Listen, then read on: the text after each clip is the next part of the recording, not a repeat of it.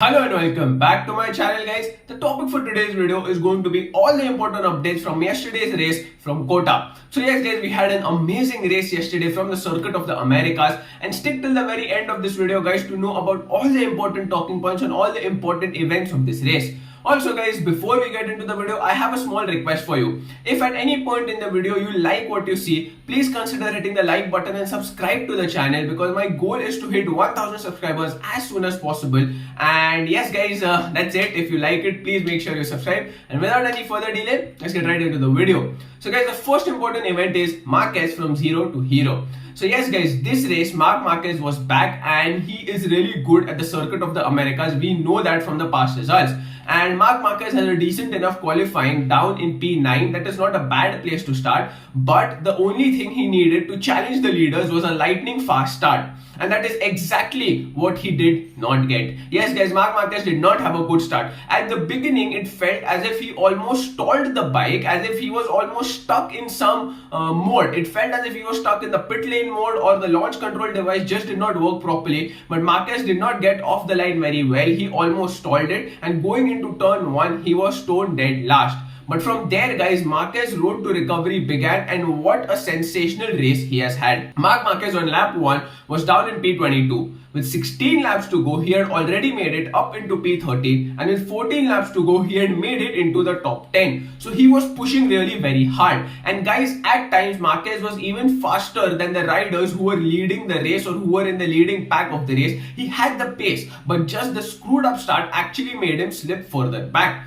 Also guys, in the end, he eventually started having a battle with Fabio Corteraro, and in the end, he would finish the race in P6. Yes, he could have even won the race. He could have finished even higher. That is a given possibility, but that did not happen because of the bot start. But nevertheless, after being stoned at last, going into turn 1 of lap 1, finishing the race in P6 is something he would also be proud of, and that is a great thing guys. So guys, the next important event would be the Ania Bastiani Masterclass. Yes guys, when the race began, Bastiani was comfortable in P3. He was actually seeing Jack Miller and Jorge Martin battle it out for the lead of the race, and he was almost eerily comfortable in P3. What Bastiani was doing at that time was make sure he keeps up with the riders in the front, and also make sure that he preserves the tire grip for the latter stages of the race. And that is exactly what he did. With 6 laps to go, Bastiani looked much faster than Miller, who was in front of him, and he looked even much more comfortable on the bike. And with 5 laps to go, he would eventually make the race winning move on Jack Miller. He made his stick instantly and started pulling out a gap in the next 2 corners. That is how much extra grip he had over Jack Miller. We know how Bastiani has absolutely been dominant on the GP21, which is last year's bike. The main reason for this dominance is that Bastiani can really preserve the tire grips towards the very end of the race. That is exactly what he has done again, and he has pushed obviously a lot, and because of that he has gone ahead and won the race pretty comfortably. And in the end, he did say that he was pushing like a bastard. So guys, the next important event is obviously Alex Rins breaking the Ducati dominance. When the race began guys, the top 5 riders were Ducati riders. It was Miller, followed by Martin, then we had Bastianini, then we had Pecco Bagnaia, followed by Johan Zarco. And the rider who decided to actually break this dominance and challenge Ducati was Alex Rins. So guys, Alex Rins in the middle of the race decided that enough is enough and he has to make a move. He comfortably overtook Pecco Bagnaia with 15 laps to go, and the next rider on his radar was Johan Zarco. But the problem over here was Alex Rins was incredibly fast in sector 1. He would make a move on the Ducati, but after that, on the 1.2 kilometer long back straight, Ducati would absolutely humiliate Suzuki, and they would absolutely zip past Alex Rins. We have seen this multiple times by Johan Zarco, and he would absolutely in the first 300 meters zip past Rins, go comfortably into the braking zone and maintain the lead. But Alex Rins did not give up.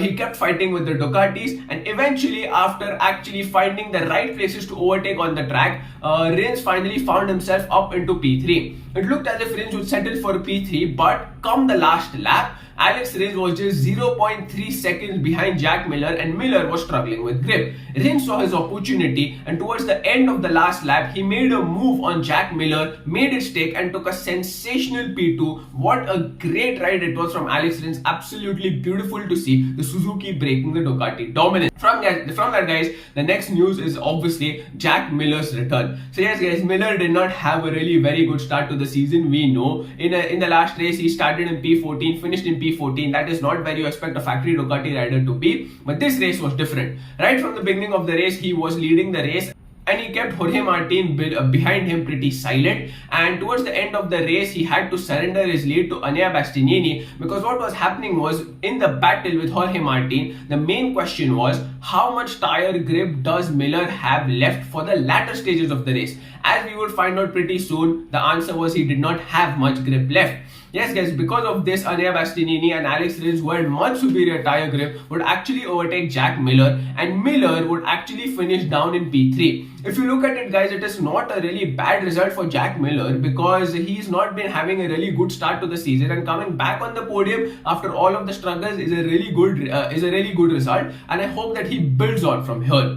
So, guys, the final update would be Fabio Corteraro and Yamaha woes continue. Yes, guys, as we all know by now, the factory Yamaha motorcycle is a really slow motorcycle, and Fabio Corteraro is absolutely irritated with Yamaha. He is even looking for a move away from the factory Yamaha team. He is in talks with other teams, we all know that. And yesterday's race, he did struggle, but eventually he managed to finish in P7, just below Marc Marquez. This was a great achievement given where his teammates finished. His teammate Franco Morbidelli finished down in P16, and Dovizioso finished in P15. So he finished in P7, and that is a really great result if you see where his teammates are finishing. And on board that really average factory Yamaha, salvaging a P7 from all these competitive Ducatis and competitive Suzukis and Hondas is a really great result. He looked visibly frustrated, guys, and I hope that his fortunes change. But for now, he's really struggling, and I really hope Yamaha finds something for him to make him more competitive. He was not even close to the pace that the leaders and the leading group was setting. So, guys, those were the top events. Obviously, the top 3 riders on the podium were Ania Bastiani, who was a race winner, followed by Alex Rins in P2, and P3 was Jack Miller. Guys, before I end the video, I will leave a list of the top 10 riders that will be flashing on your screen right now. Make sure to see if your favorite rider has made it into the top 10 or not.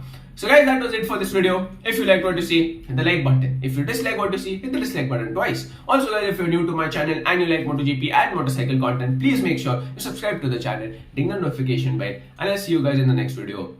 Bye-bye.